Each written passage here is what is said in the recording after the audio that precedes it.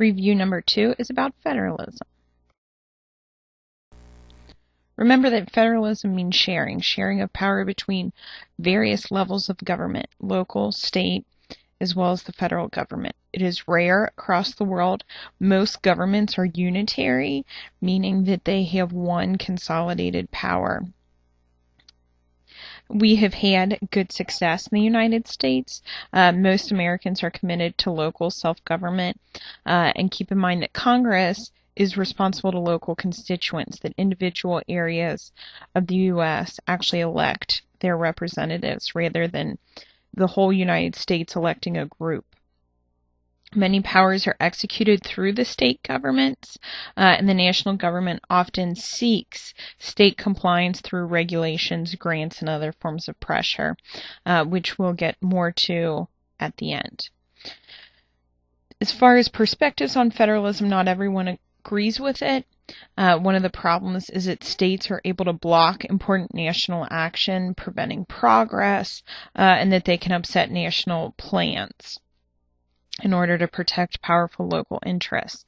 Remember that federalism allowed slavery, segregation, as well as racism to continue for as long as it did. If the North had been able to overrun the South nationally, then things might have been different.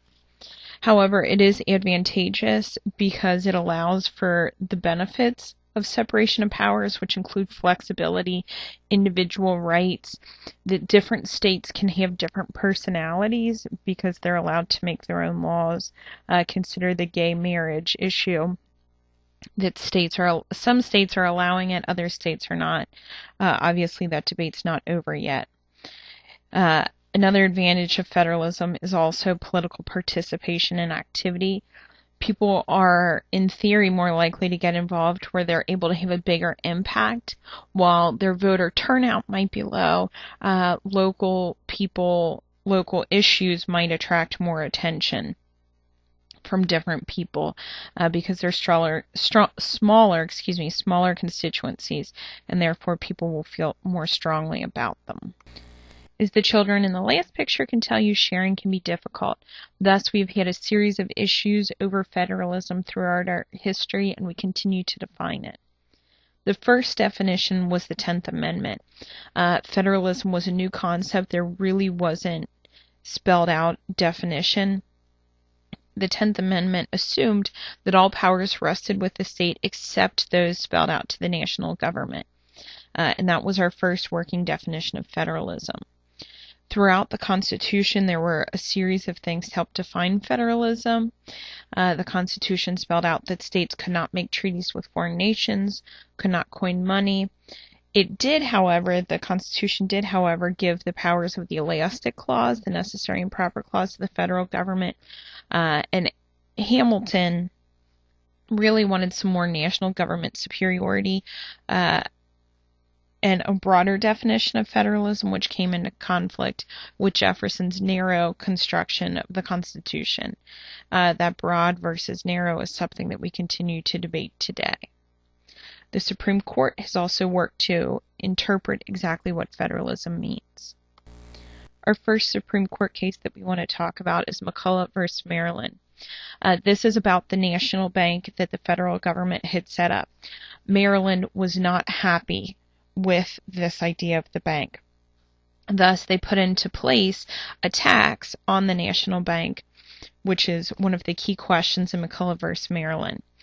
First, can Congress set up a bank, though it isn't in the Constitution? The Supreme Court answered that question, yes, because of the elastic clause, that the national bank was something that was necessary and proper to help regulate commerce, etc. The second question was, could the state tax a national bank or a federal bank? And the answer to that was no, because the power to tax could also be the power to destroy.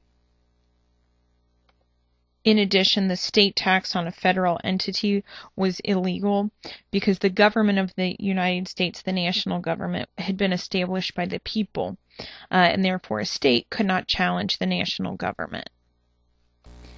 In Gibbons v. Ogden, our next Supreme Court case, the state of New York had given a monopoly to two different steamboat owners. Someone who ran a boat between New Jersey and New York challenged this monopoly because he was being charged very high fees for navigating New York waters. In the decision, it was ruled that there is a difference between intra and interstate commerce, and that while commerce can be determined very broadly, that the Commerce Clause specifically refers to between various states, between different states. Thus, the intercommerce. Intra is simply within one state.